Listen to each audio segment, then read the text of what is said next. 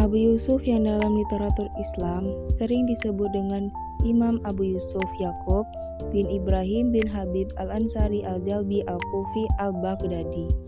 Abu Yusuf lahir pada tahun 113 Hijriah atau 732 Masehi di Kufa dan pernah tinggal di Baghdad, serta meninggal pada tahun 182 Hijriah.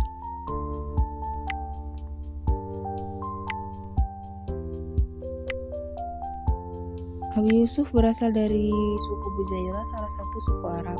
Keluarganya disebut Ansori karena dari pihak ibu masih punya hubungan dengan kaum Ansor, pemeluk Islam pertama dan penolong Nabi Muhammad SAW di masa hidupnya di Kufa, yang terkenal sebagai daerah pendidikan yang diwariskan oleh Abdullah ibnu Mas'ud, seorang sahabat besar Nabi Muhammad SAW.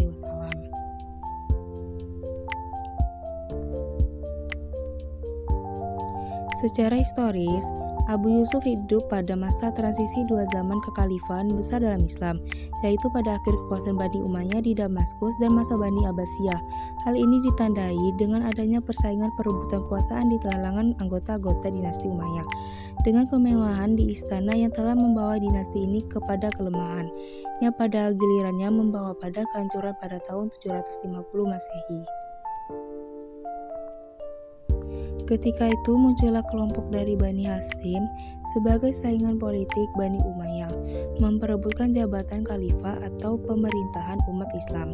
Gerakan oposi ini dipelopori oleh Abu al-Bas ibnu Abu al-Mut, Talib ibnu Hashim. Kesatuan mereka berhasil membunuh Khalifah Marwan II, yaitu khalifah terakhir Bani Umayyah.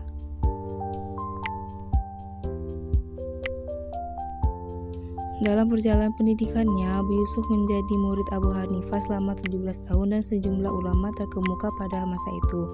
Yang pertama, Jalil Atta bin Al-Sabi, seorang tabi'in senior yang memiliki keahlian di bidang fikih dan hadis. Dua, Al-Amas yang nama lengkapnya Sulaiman bin Mahran. Ketiga, Hisam ibnu Urwa Al-Hasadi Al-Madani. Beliau adalah ulama hadis yang sangat terkenal pada masanya serta termasuk dalam tabakat para tabi'in. Abu Yusuf memiliki minat yang kuat terhadap ilmu pengetahuan sejak kecil. Kecenderungan tersebut selalu memacu beliau untuk lebih giat menimbau ilmu pengetahuan dari beberapa tokoh yang hidup pada masanya, dan hal ini pula yang mendorongnya untuk menekuni beberapa kajian, terutama dalam kajian-kajian hadis. Meskipun dalam perjalanan pendidikannya harus bekerja mencari nafkah karena kelemahan ekonomi orang tuanya, kemudian Abu Yusuf tertarik untuk mendalami ilmu fikih bersama gurunya Ibnu Abi Laila. Selanjutnya, ia belajar pada Imam Abu Hanifah, pendiri mazhab Hanafi. Melihat bakat dan semangat serta ketekunan Abu Yusuf dalam belajar, Imam Abu Hanifah menyanggupi membiayai keseluruhan keperluan pendidikannya, bahkan biaya hidup keluarganya. Imam Abu Hanifah sangat mengharapkan agar Abu Yusuf kelak dapat melanjutkan dan menyebarluaskan mazhab Hanafi ke berbagai penjuru. Setelah Imam Abu Hanifah wafat, Abu Yusuf menggantikan kedudukannya sebagai guru pada perguruan Abu Hanifah selama 16 tahun dan masih berkomitmen untuk tidak berkomunikasi dengan jabatan pemerintahan, terutama jabatan kehakiman seperti prinsip Abu Hanifah.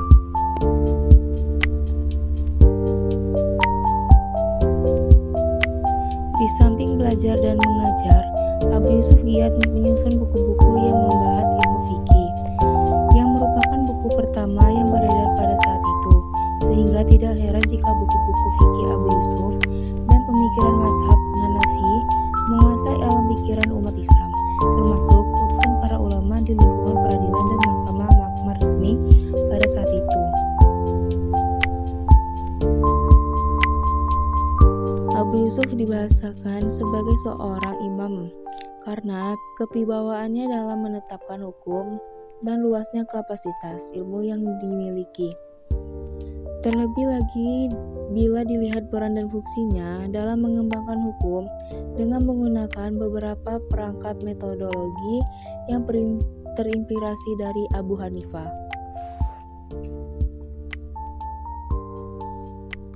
Pada tahun 166 Hijriah atau 782 Masehi, Abu Yusuf meninggalkan Kufa dan pergi ke Baghdad. Hal ini dilakukan karena kondisi perekonomiannya tidak mendukung dalam menunjang karir keilmuannya. sehingga Abu Yusuf menemui Khalifah Abbasiyah Al-Mahdi yang langsung mengangkatnya sebagai hakim di Baghdad Timur.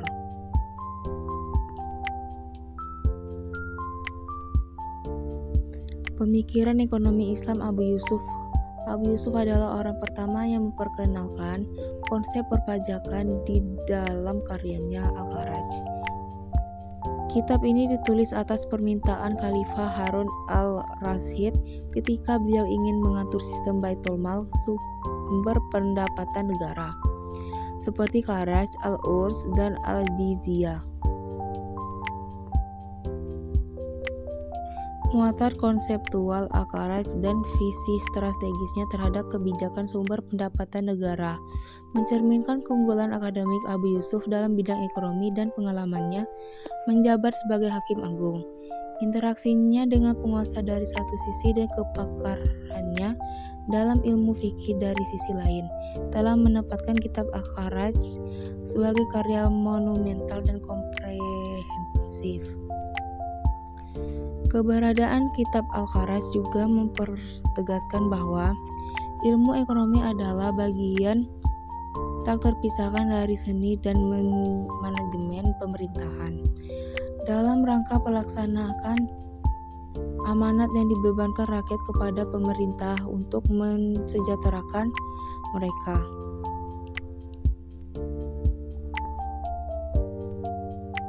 Al-Kharaj, buah karya Abu Yusuf, yang menjadi panduan manual perpajakan pada masa Khalifah Harun al-Rasyid. Sebenarnya memiliki berbagai versi percetakan. Yang tertua di antaranya adalah edisi Bulak yang dicetak pada tahun 1302 dan tidak memiliki kelengkapan editorial.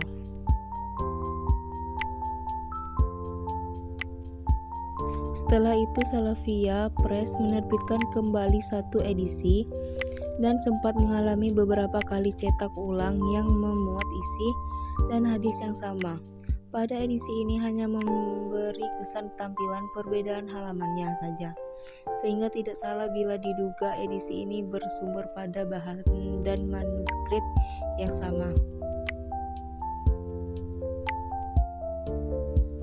Kitab Al-Kharaj ini membuat beberapa tulisan yang dimulai dari nasihat dan wejangan yang diamatkan Abu Yusuf pada Amirul Mukminin dan putra mahkota, yang isinya tentang nasihat umum yang diikuti dengan sejumlah hadis yang mayoritas dikategorikan sebagai hadis marfu.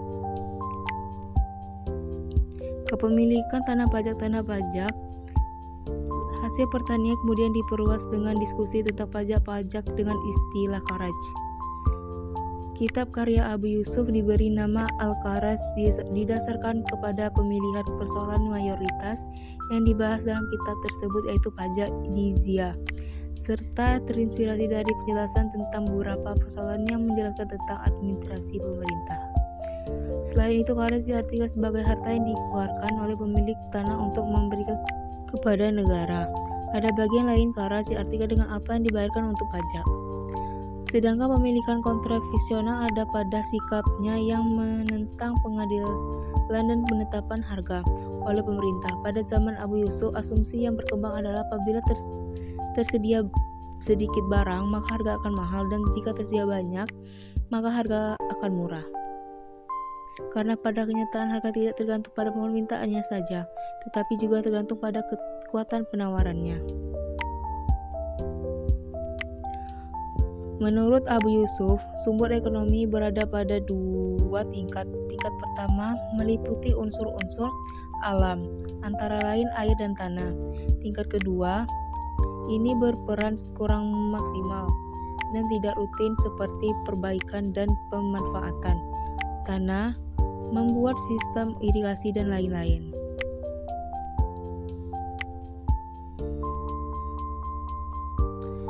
Sebetulnya produksi dalam pengertian membuat barang baku setengah jadi menjadi produk final melalui kerja tidak banyak.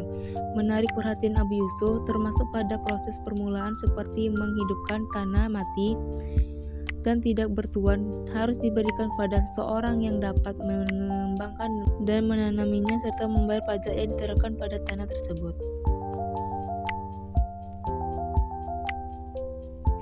Menurut Abu Yusuf, elemen dalam perekonomian adalah mustakarat al-diniyah, komunitas yang menganut agama Samawi dan agama Ardi, dan mustarakat al-mudun atau komunitas masyarakat perkotaan dan pedesaan atau komunitas masyarakat dagang. Kedua jenis komunitas tersebut mempersatukan atau menimbang pererat hubungan antara semua unsur atau elemen perekonomian tersebut. Abu Yusuf juga mengenalkan konsep perdagangan luar negeri yang secara implisit diberi istilah tabadul. Pemahaman fleksibilitas dibangun Abu Yusuf dengan melahirkan sikap toleran dengan kesepakatan damai dan hubungan perdagangan internasional. Kesepakatan tersebut adalah jaminan keamanan berkala pada 4 bulan dengan pembaharuan apabila perdagangan mereka belum selesai dalam waktu yang telah ditentukan. Dalam melakukan restrukturisasi sistem perekonomian negara Baghdad, ada beberapa mekanisme yang dikembangkan oleh Abu Yusuf, yaitu menghentikan sistem wasifas dengan sistem mukasama, membangun pemahaman fleksibilitas sosial, membangun sistem dan politik ekonomi yang transparan, menciptakan sistem ekonomi yang otonom.